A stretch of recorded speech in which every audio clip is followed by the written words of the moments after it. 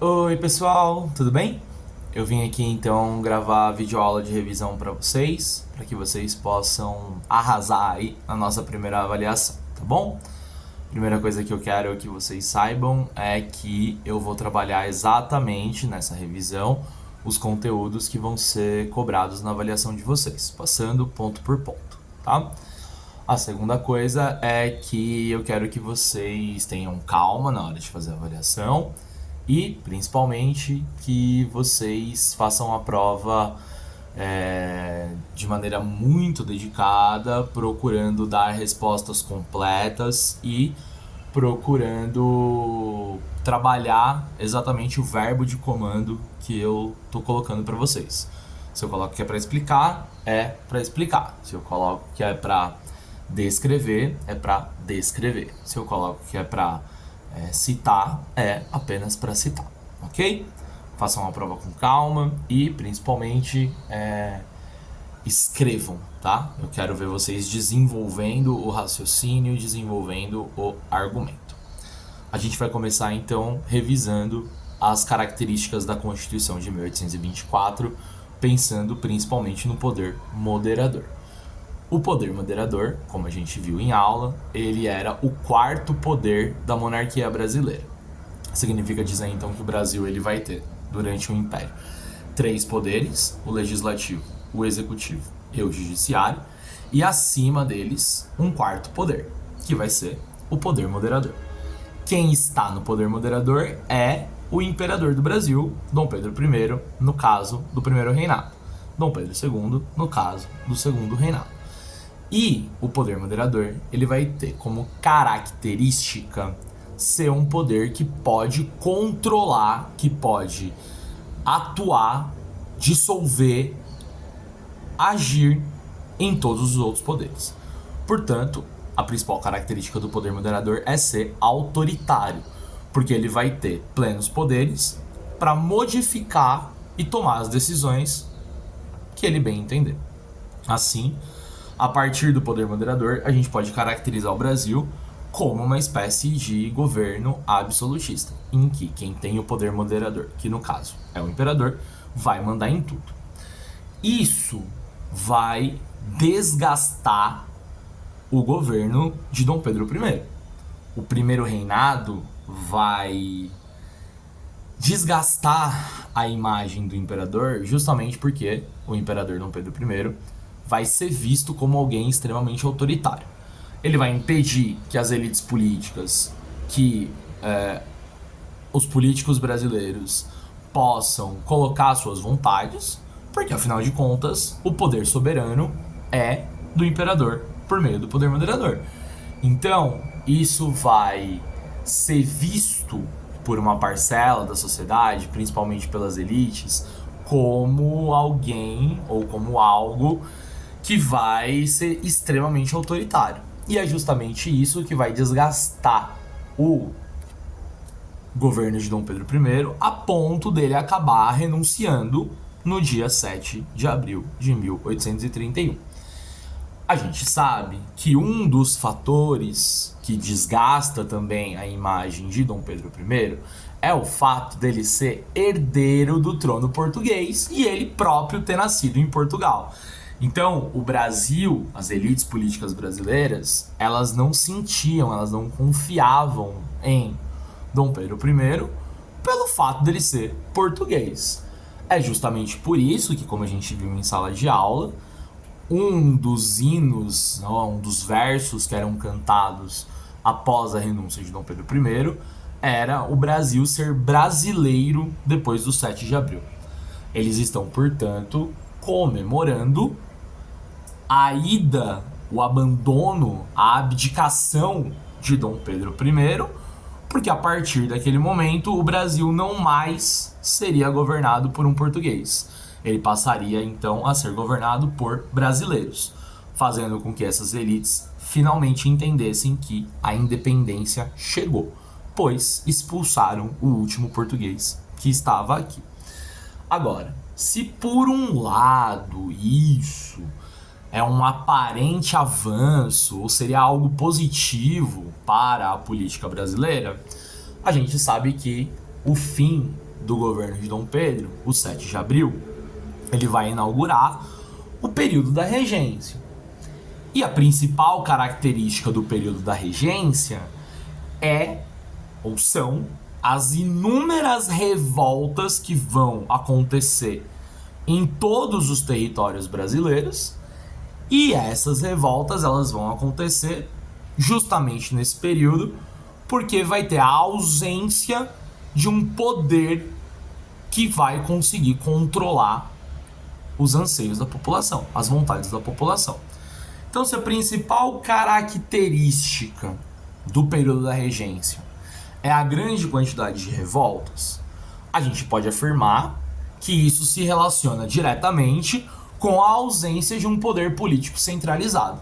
Sai a figura do imperador, começam a governar os regentes, que são políticos sem muita força. E não tendo força, eles não são capazes, então, de controlar as revoltas regenciais, fazendo com que elas comecem a eclodir para que cada território do Brasil ali queira colocar o seu projeto político em vigor, né? E aí, a partir desta ideia das revoltas regenciais, a gente pode pensar, né, o porquê que elas aconteceram, né? Tentando entender alguns fatores que contribuíram para estas insatisfações nessas cidades aí distantes, né, da capital. E o principal fator era, obviamente, o fato de que o projeto político que era desenvolvido na capital, ou seja, o projeto do Império Brasileiro, ele não levava em consideração as vontades das elites locais.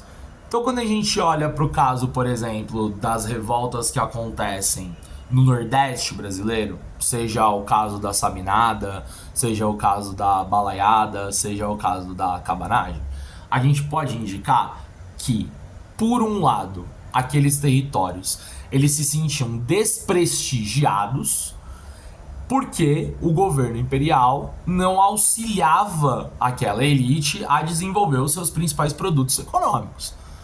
O projeto econômico do Rio de Janeiro é voltado para o café, e cada outro território do Nordeste vai ter uma outra atividade econômica: algodão, açúcar, e mesmo outras atividades econômicas. Se você for, por exemplo, para o Rio Grande do Sul, aí a questão do gado, né?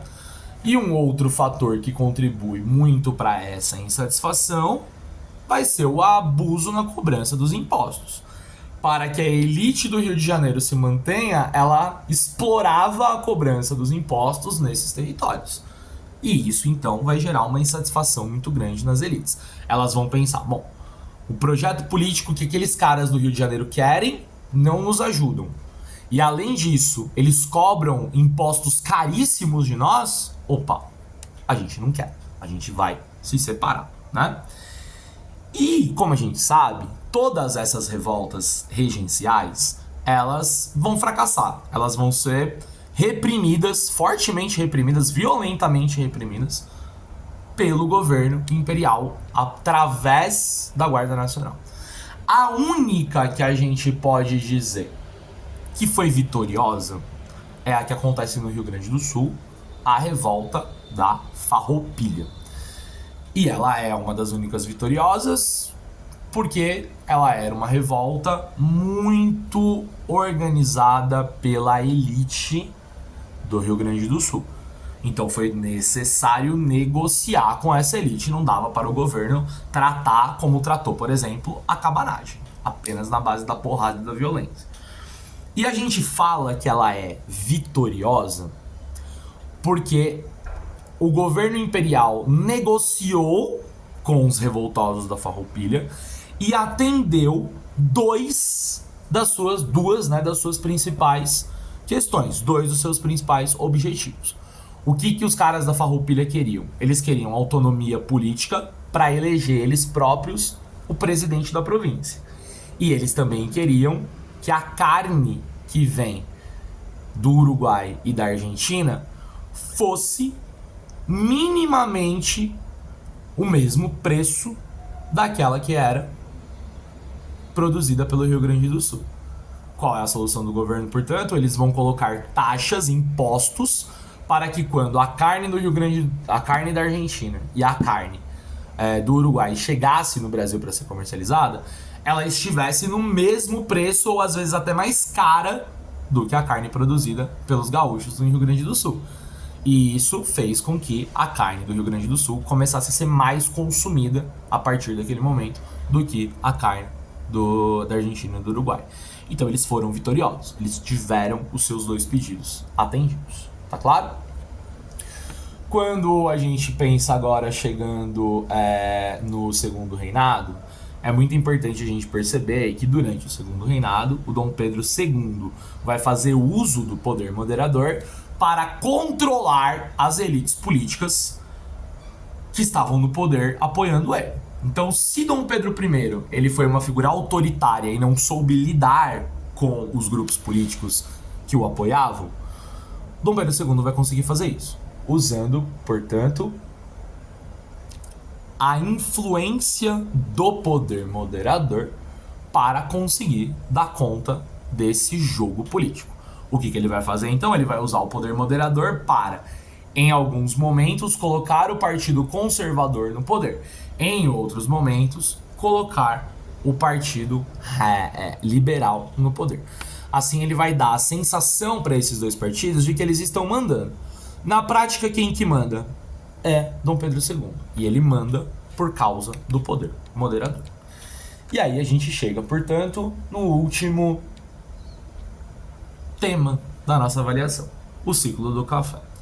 E no ciclo do café é importante, né, a gente identificar que por mais que ele comece a ser produzido no Vale do Paraíba, primeiro no Vale do Paraíba ainda no estado do Rio de Janeiro e depois no Vale do Paraíba no estado de São Paulo, passando por cidades como Pindamonhangaba, Taubaté, por aí vai, o café brasileiro ele vai se desenvolver num segundo momento na região do interior de São Paulo.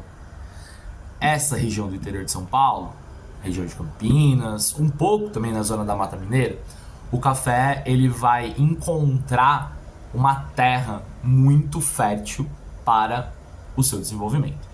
Aquela terra avermelhada, mais úmida, mais solta, que a gente vai chamar de terra roxa. E é essa característica que faz o café ser desenvolvido nesse território, que é um território mais longe do mar. Para fazer que o café chegue até o Porto de Santos e seja exportado para fora, seja exportado para a Europa, para os Estados Unidos, onde ele era comprado, foi necessário, portanto, modernizar o sistema de transportes do Brasil. Vai ser aí que vai surgir, então, as ferrovias. E como a gente sabe, então, as ferrovias elas vão ser muito, muito, muito importantes para o desenvolvimento do ciclo do café.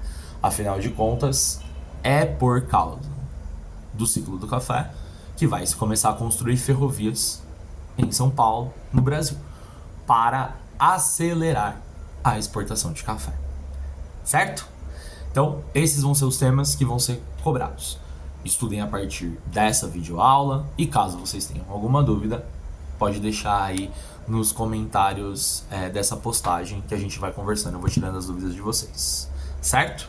Bons estudos, façam a prova com calma, um beijo pra vocês e arrasem!